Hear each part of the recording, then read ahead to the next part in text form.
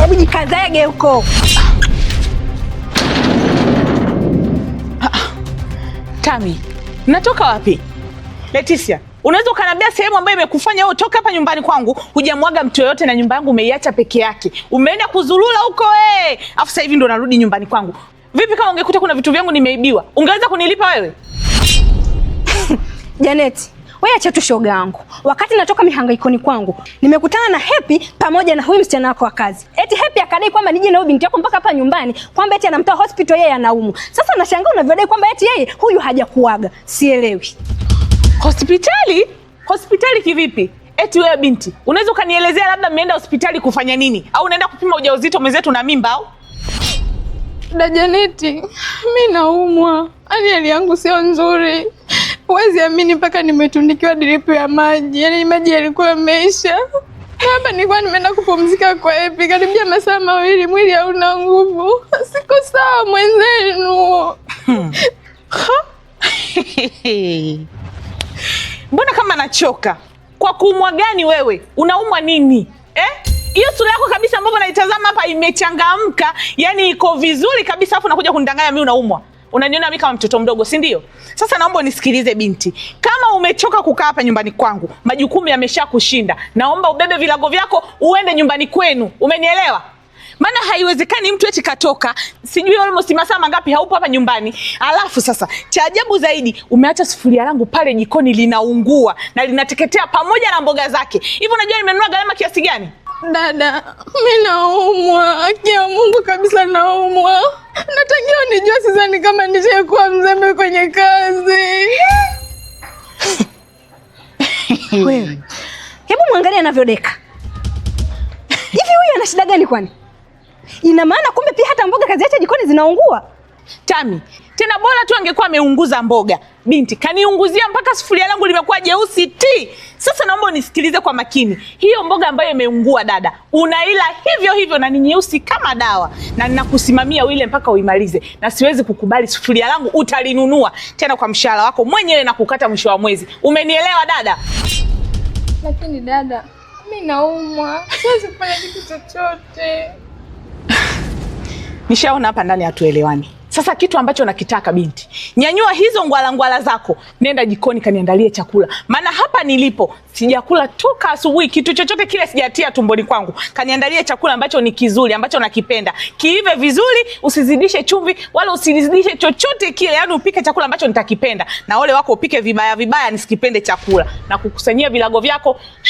Na huyo Happy naona anataka kunizoea sana kwenye nyumba yangu. Siku ile nimekuta mnazungumza pale, afu mnaambia eti mlikuwa mnasalimiana. Salamu gani ya dakika 10 binti? Mimi ni mtu mzima najielewa. Kwa hiyo kama mnalenu ujambo. Oya. Hey. Hapato kalika. Na hata kuna vitu hivi viwili. Wewe umesema unaumwa, si ndio? Na kama unaumwa sasa, chagua kati ya kwenda nyumbani kwenu ukapumzike ili upone au kanipikie mimi chakula nipate kula. Umenielewa? Da Janeti, mimi siwezi chochote, mwili hauna nguvu, nasikia tu baridi. Naomba basi leo nisaidie nipumzike tu angalau kidogo. Mimi nikusaidia kupika, niingie jikoni.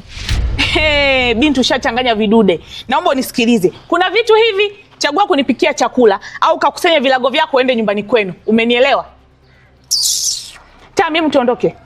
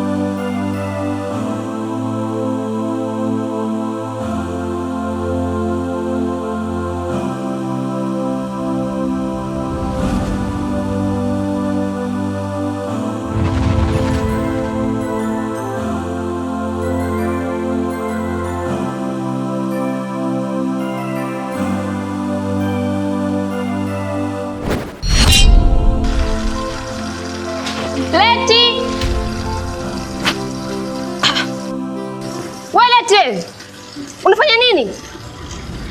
Wewe Leticia, unafanya nini hapo?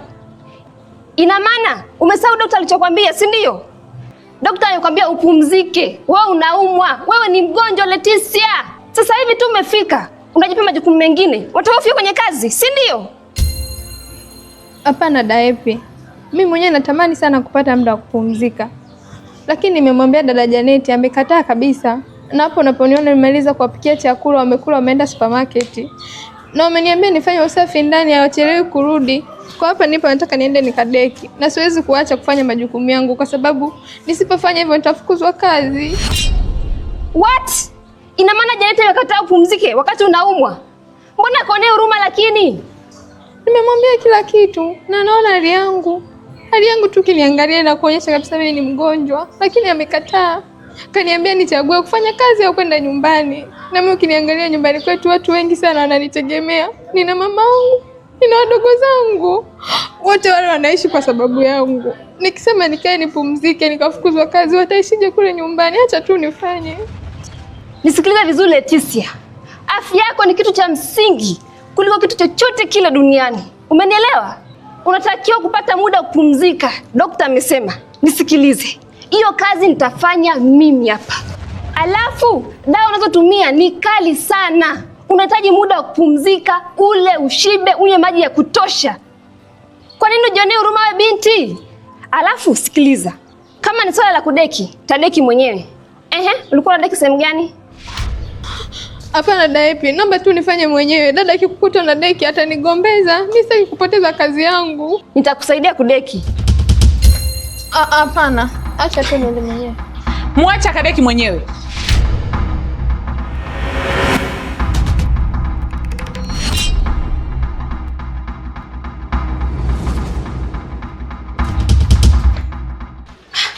Janeti, tena afadhali umekuja. Sikiliza, na tena sikiliza kwa makini. Leticia huyu unayemuona anaumwa. Tena anaumwa sana tu. Na asubuhi nimetoka kumpeleka hospitali na daktari amesema anahitaji muda wa kupumzika. Happy, naomba unisikilize kwa makini. Katika nyumba yangu nadhani kabisa nakumbuka kuna siku nishawahi kukwambia sitaki unipangie masharti. Wewe kama dada yako wa kazi akiwa anaumwa aga anapumzika, ni wa kwako sio kwangu mimi. Hapa kwangu kaja kufanya kazi. Kwa hiyo muache afanye kazi yake. Muache afanye kilichomleta. Unanielewa? Halafu bora hata umejileta. Nina mazungumzo na wewe.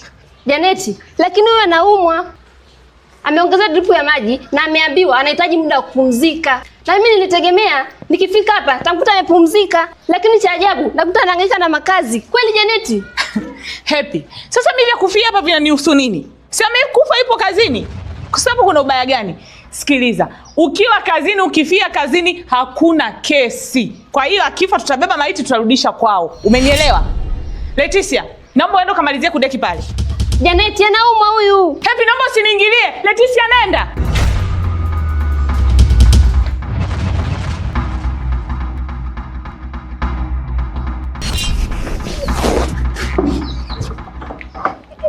Pesa zangu unazitaka kujilegeza ndo kingi. Leo nataka nikulipe mshahara wa bure.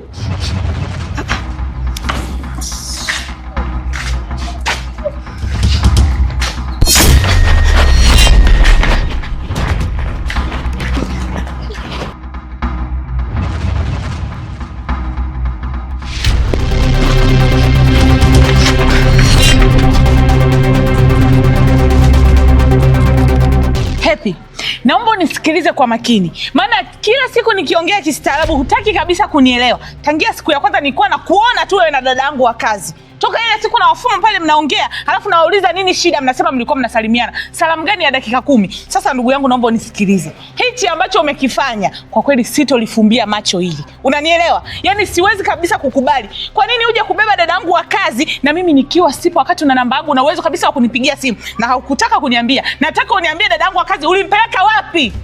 Janeti, lakini mbona nishakwambia? Nimefika tu hapa, nimekuta Leticia yadondoka pale chini. Nikamwona nimbebe nipeleke hospitali, afu nimeingia na gharama zangu. Sasa wewe vilikuwa vinakuhusu nini?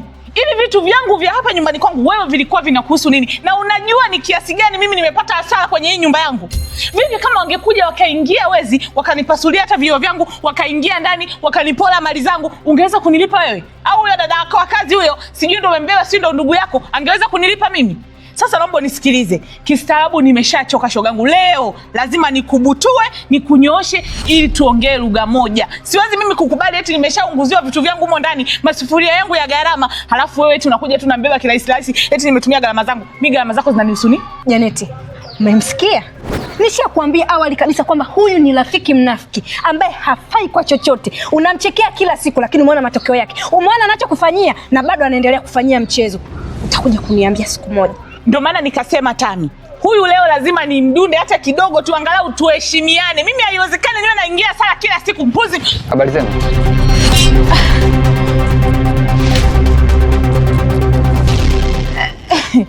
Shemeji. Za saizi. Salama shemeji. Karibu. Asante sana. Vipi? Mbona kama kuna makelele sana? Maana tangu niko getini huko nayasikia.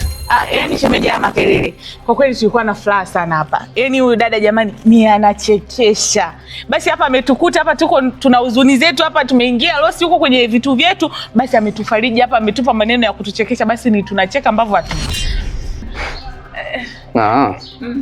Sasa hizi Salama, kwema? Shemeji. Huyu Mr. vipi? Nimemkuta kweli hapa? Mr. yeye hayupo. Mr. ametoka. Aha. Basi bila shaka mimi naomba niwaache. Nitawasiliana naye kwenye simu. Basi sawa shemeji, kwa heri. Unaondoka? Yeah. Kama utojali naomba niongozane na wewe. Maana nilikuwa sio muda mrefu tu niondoke. Epi si ungebaki au basi?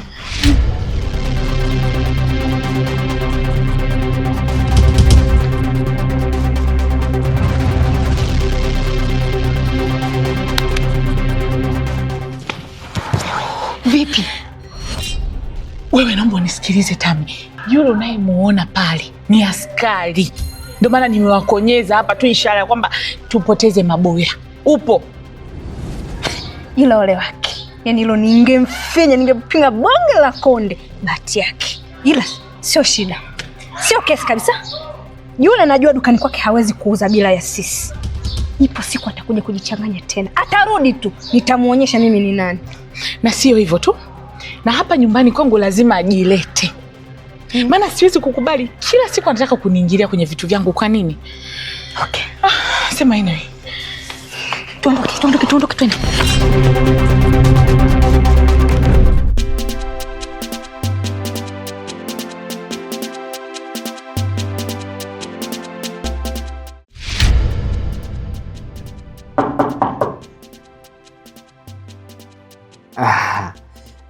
Yani unajua uko mwenyewe ulikuwa una viuno mtoto wewe. Yani una viuno kinoma mshikaji wangu.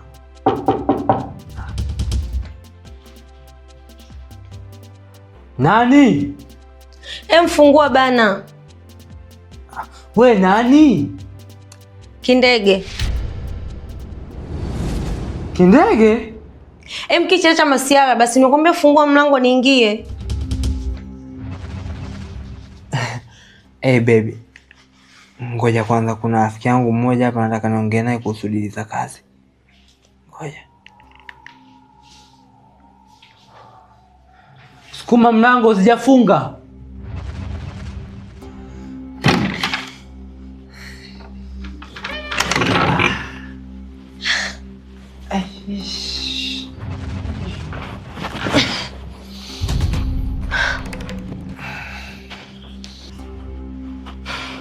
Mambo. Poa tu mpenzi wangu. Karibu. Asante. Unaendeleaje? Kindege mwenzako, tumbo linaniuma. Yaani tumbo linanichoma. Sio njaa, ila nahisi njaa, maana sio kwa kichomi hichi man. Napitia mateso mwenzako. Yaani kama nilivyokuambia mara ya mwisho mpenzi wangu, siko sawa. Na vipi ya mazingira ambayo nilikuelekeza? Umekuja nayo? naomba unisikilize Kichi. Hilo swala lako tuliweke kwanza pembeni. Mimi nimekuja hapa, kuna maswali yangu nataka nikuulize. Na ukinijibu inavyotakiwa, basi nitakupatia hicho ulichoniomba. Asa maswali gani tena Kindege? Kichi, unanipenda kweli?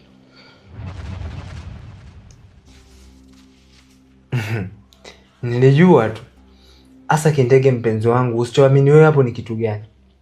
Yaani kitu gani ambacho uamini kutoka kwangu?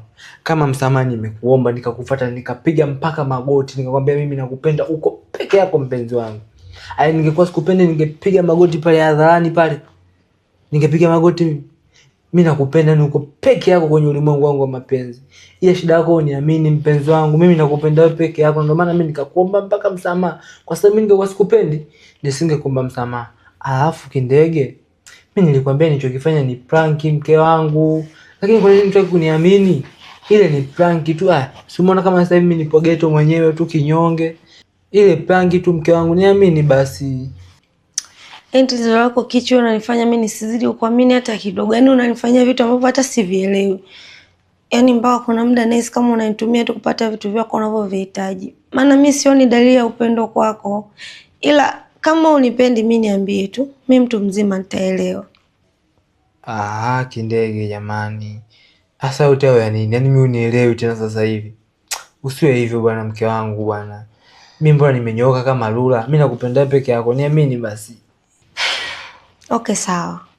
Mimi pesa nitakupatia. Ila nakupatia kwa sharti moja tu.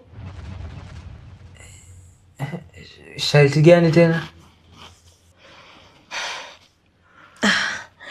Kabla sijakupatia hiyo pesa, naomba tufanye raundi moja tu. After then tukimaliza mimi nitakupatia. Kindege. Mbona kuniua tena mama yangu? Mimi nimekwambia kwamba mimi naumwa hapa, kichumi kinanisumbua, yani njaa inaniuma sielewi. Nikajua labda unasema labda tutoke hapa tuende hospitali kwanza mimi nikachekia afya yangu alafu ndo mambo mengine yaendelee, lakini unataka tena uniue hapa kitandani. Yaani nataka mimi uniue hapa upate kesi ya mauaji. Asa Kichi, kwani mimi naukausha damu jamani? Yaani hata raundi moja tu nao nimekuomba unaanza kuniletea sababu. Usinifanyie hivyo basi. Mimi sikukaushi damu. Ndiyo ukaushi damu, lakini unanikausha nguvu mwenzako. Mimi najisikia vibaya mwenzako sasa hivi hapa mpenzi wangu. Bana nisikilize, usinifanyie hivyo basi na. Nielewe basi.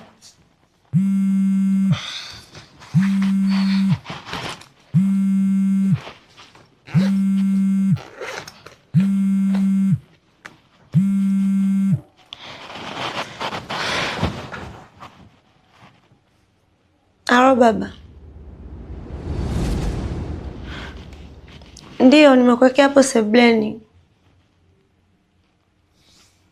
Hapo hapo mezani ambapo niliambia nikuwekee.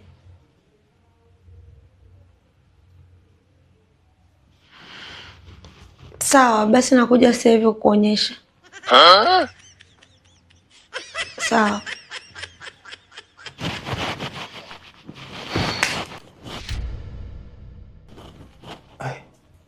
Vipi tena, mbona nataka tena uvunje simu? Kuna nini? Sio mzee na yeye anazeka vibaya, mimi hata sielewi. Anaanza kuniita visababu. Yaani kuna makaratasi yake ananiambia nimwekee mezani, nimemwekea sasa anipigie eti simu yaoni. Kwa anasemaje? Sasa hujasikia, si nimwambia nataka nikamuonyeshe muda huu. Kwa vipi tunaenda wote vipi hospitali? Ndio hicho sasa, inabidi unyenyuke tuondoke wote.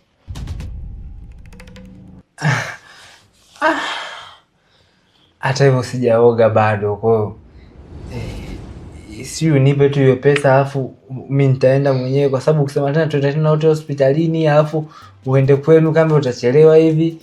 Wacha kufanya mimi nipe hiyo pesa alafu mimi nioge kabisa hapa nijiandae, sawa? Alafu nitaenda. Na ushaanza sababu zako sasa. Sawa, hiyo pesa nitakutumia. Maana ushaanza kunichelesha na maneno yako. Kindege langu, naona nakupenda mama. Kwa makini.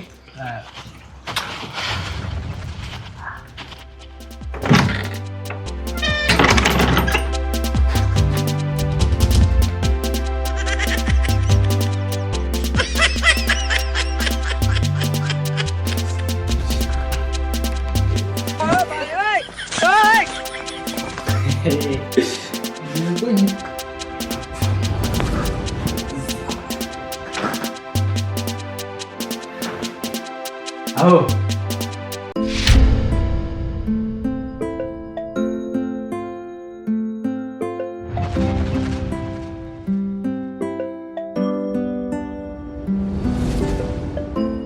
Okay, sister. Hebu samahani kwanza. Kuna kitu nataka nikuulize. Unajua, nilipofika pale getini, nilisikia ndani kama vile kuna mzozano mkubwa sana. Lakini nilipofika pale, nikawa vile ile mada ilibadilishwa kabisa. Hivi, unaweza kuniambia labda ni nini ambacho kilikuwa kinaendelea pale? Ni kweli kabisa kakaangu kama unavyosema. Japokuwa Janet alijaribu kukuficha. Wanakulaumu? Kosa ni nini mpaka wakawa wanakulaumu kiasi hicho? Kakaangu, kosa langu mimi ni kumsaidia yule dada wa kazi pale ndani. Maana ilikuwa hivi, leo asubuhi nilienda pale nyumbani kwa Janeti. Lakini nilipofungua geti tu, nikakutana na dada wa kazi, ghafla akadondoka chini. Basi mimi nikamkimbilia, nikagundua ana hali mbaya sana. Nilijaribu kumnyanyua nimpeleke ndani, nikaona ana hali mbaya sana, ikabidi nimpeleke tu hospitali. Na tulipofika hospitali, ikaonekana ameishiwa maji na mwili wake ulikuwa umezoofika kabisa, yaani ameishiwa nguvu. Basi baada ya kuhudumiwa, ikanibidi nilipie pesa. Maana daktari alisema anahitaji muda wa kupumzika na mimi nikaenda naye nyumbani. Basi baada ya kufika naye pale nyumbani, nikamwona hali yake inaendelea vizuri, ikabidi nimrudishe nyumbani kwao. Lakini kabla ya kutoka, simu yangu iliita na ilikuwa simu ya dharura sana. Kwa bahati nzuri, tulipokuwa njiani tukakutana na Tami ambaye ni rafiki yake Janeti. Yule uliyetukutana naye pale. Ina maana unataka kuniambia mtu anaumwa, unataka kumsaidia afu unaonekana mbaya tena? Ndiyo. Na hapo nilirudi mara ya pili kuja kumuona anaendeleaje. Nikakuta wamempa tena kazi. Na nilipojaribu kumwambia kuwa daktari anahitaji apumzike, ndipo waliponitoa pale na kwenda kutaka kunipiga. Nilijua tu lazima kutokuwa kuna kitu kilikuwa kinaendelea pale. Pole sana. Lakini ningeomba nipate mawasiliano yako. Tutakuwa tukiwasiliana. Okay? Okay.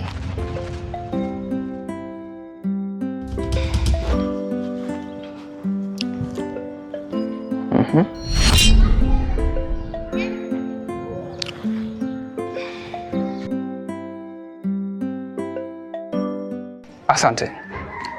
Kwa majina naitwa Kanoni. Ni prosecutor. Okay. Basi tunaweza tukaondoka.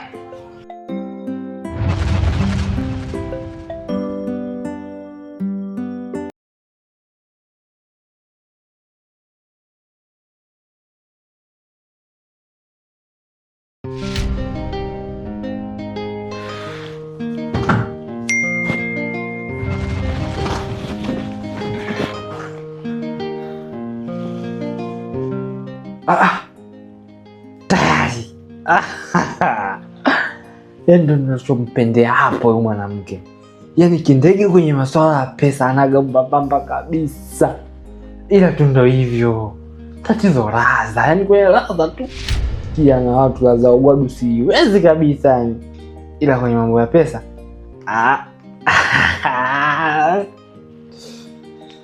Cheki sasa Jeni.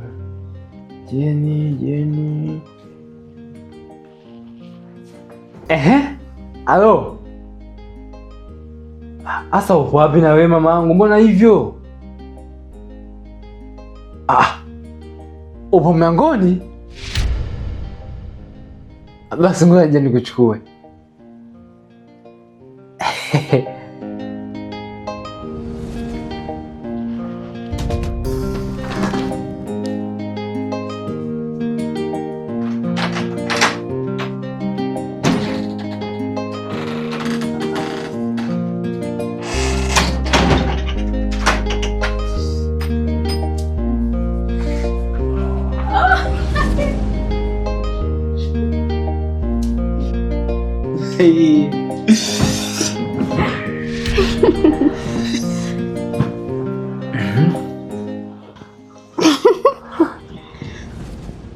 Niambie sasa.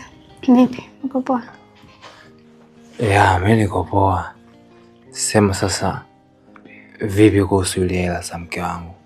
Unajua ulinigia hela nusu alafu kaniambia kwamba hela nyingine utanimalizia.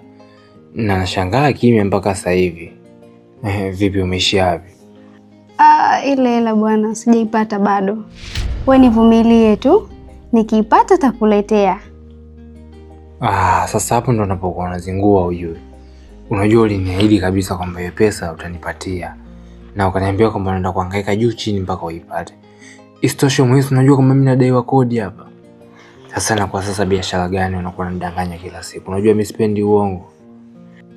Nivumilie bwana, mimi nikiipata tu takuletea. Si unajua mimi ninavyokupenda kipenzi changu. Lazima nikuletee, najua una shida nyingi. Kwa mimi nipo kwa ajili yako na kupambania sana. Mpaka hapo ushafeli. Yaani kama ndo mtihani wa mase, mpaka hapo ushapata 0 yani. Zote umekosa kwa sababu unaniahidi kitu afu dakika za mwisho unaanza kuzingua. Na sio swala basi. Nadhani umeniona hapa nilipo na vimaji. Yaani hapa nimetoka kujimwagia maji hapa. Nikasema akija mpenzi wangu Jeni, akika leo basi ndio tutagandana kama vile sumaku. Na hiki kibaridi basi muda wote ugeni tumboni. Yaani muda wote unaweza kushangaa watoto shelele yani. Najua umenimisi sana. Mimi mwenyewe nimekumisi sana tu, lakini kusema kweli leo siko vizuri, niko vibaya. Namaanisha Simba wanacheza leo. Umeona sana bwana kuzingua. Wewe unazingua. Yaani umeshaanza na kuzingua kabisa. Hasa mambo gani sasa? Simba anacheza ndio vipi? Yaani Simba anacheza kati leo Yanga Day. Hebu acha mambo yako. Umeona mambo ndio kama mambo ya siku ile, afu mimi sitaki hayo mambo ujue. Kichi, mimi niko serious. Leo Simba wanacheza. Yaani tena siku ambayo niko serious ni leo. Simba wanacheza kweli. Sina masiala kwenye hilo. Jeni sasa hapo ndo unapokuwa unazingua yani. Mimi mwenzako leo nimekata mechi nyingine, nimekataa kwenda kuangalia mechi leo rafiki yangu dakika za mwisho, najua basi mpenzi wangu anakuja, mimi nimejikoki na wewe pia unataka kuzingua. Simba anacheza. Nipeta kidogo basi. Ngoja nikumisi kidogo basi. Yaani ndio umenuna kabisa? Basi kama uniamini twende unikague. Asa mambo ya kwenda kukaguana ndo nini? Mimi nimekwambia wenzako mimi nimekumisi bwana. Fanya kitu basi mpenzi wangu bwana. Yaani hiyo pesa tu ukatae kunipa. Mchezo pia nimekumisi ukatae tena kunipa, naomba sio Simba anacheza. Sasa ndo anakuwa mambo gani? Nipe kidogo basi. Kichenjile bwana, mimi niamini. Au huniamini? Mimi nakwambia serious, Simba leo anacheza. Ila usijali. Mimi ni wako tu. Muda wote na saa yoyote nitakuja. Sawa? Ila leo siko vizuri. Tena imekuwa vizuri leo, nimekuta uko peke yako. Inaonekana umebadilika sana.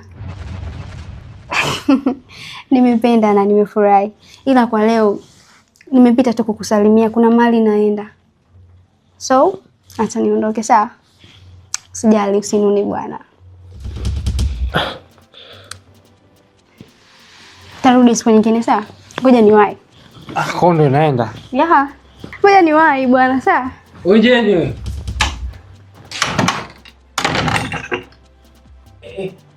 Ameenda. Asa ni mambo gani jamani, nimeikataa kindege rafiki yangu, nataka kama chachu ina ugwadu nimeikataa. Je, naye Simba anacheza. Mambo gani sasa? Yaani, ngo nipige kindege wewe atajafika mbali. Namba unayopigia nilijua tu chapatikana, nilijua tu. Sikuwa kufanya, nilijua. Nilijua. Haya, nimeikataa ya bure.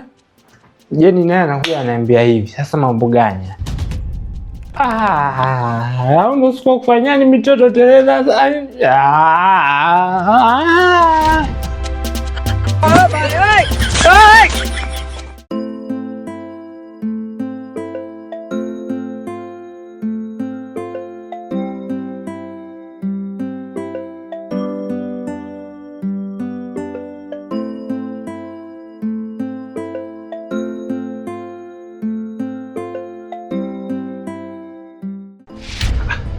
Mister, nimepata simu yako na ukaniambia kuwa unahitaji kuzungumza na mimi. Uwezi amini, kwa ajili ya simu yako tu nimepata mchecheto. Ni muda wa kwenda nyumbani sasa, ila nimeamua nipitie hapa kwanza ili nisikie una taarifa gani. Vipi? Kwema? Kiukweli Mister, nina taarifa nyingi tu. Ila taarifa kubwa kuliko zote inahusu familia yako. Wewe, familia yangu? Yeah, familia yako. Mr. Ben, kama usipokuwa makini, wewe pamoja na mke wako, kuna siku mtakuja kwenda jela kwa kosa la mauaji. Kosa la mauaji? Kivipi sasa? Ndiyo, kwa sababu ni mara kadhaa nimekuwa nikija nyumbani kwako nakuta sintofahamu kati ya dada wako wa kazi na mke wako. Na hata leo nilipita nyumbani kwako, lakini nikiwa getini nilisikia makelele mengi sana ndani kwako. Na nilivyoingia nikakuta kuna wadada watatu akiwemo mke wako, ambapo walikuwa wakimshambulia mdada mmoja ambaye naye ni rafiki yao. Na nilipojaribu kudadavua na kusikiliza vizuri, ikasemekana ni kwamba kosa lake kubwa ni kwamba alimsaidia dada wako wa kazi. Alimkuta akiwa anaumwa, akiwa amedondoka chini, akampeleka hospitali na kumrejesha tena nyumbani pale. Na alivyokuja kufuatilia taarifa za kuhusu maendeleo yake, basi akaonekana kwamba alifanya makosa, ndivyo alivyoamua kuanza kumshambulia. Wewe. Kwa hiyo, yani kosa la yule dada mwingine ni kwa sababu alimsaidia dada wa kazi. Yeah, ni hivyo. Anyway, nisikize vizuri kiongozi. Mimi na wewe ni familia. We are brothers, okay? Na kama ni familia, tunastiriana kwa mambo mengi sana. Mimi najua mke wangu ni mkorofi sana, lakini hali pia mimi mwenyewe sipendezwi nayo.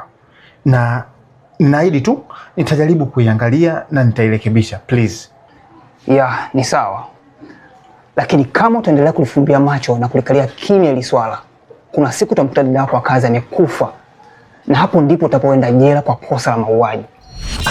Ni kweli kabisa. Lakini mimi tu nikutoe wasiwasi. Nitalishughulikia na everything will be okay, sawa? Yaani kila kitu nitahakikisha kinakuwa sawa. Na nilipoona ujumbe wako nikajua labda kuna taarifa yote kuhusu Mtupa. Kwani hauna taarifa yote kuhusu Mtupa? Kuhusu swala lako la Mtupa, kiukweli bado unajazia taarifa. Na zikisha kuwa sawa, zikikamilika vizuri nadhani nitakwambia, na ni very soon tu. Lakini nisikilize vizuri mister. Hakikisha unaliangalia vizuri hili swala. Maana ni mara kadhaa nimekuwa nikija nyumbani kwako alafu nakutana na hali ya sintofahamu kabisa. Ila nimekuwa nikiangalia kimya kwa sababu ya heshima yako. Lakini kama ikiendelea na ikahitajika haki itendeke, mimi nitasimama upande wa haki. Na hapo sitaweka urafiki kwenye upande wa haki. Nikuondoe tu wasiwasi. Hakuna kitakachoendelea. Nitaenda kuzungumza naye na nitahakikisha naliweka sawa. Na hata hiyo taarifa ya kusikia kwamba dada wa kazi ni mgonjwa nilikuwa sina. Hivyo acha niwahi, nadhani nitapita barabarani pia nimchukulie matunda. Nikutakie usiku mwema. Sawa, kwako pia. Usinichoke bwana ndugu yangu. Thank you. Okay.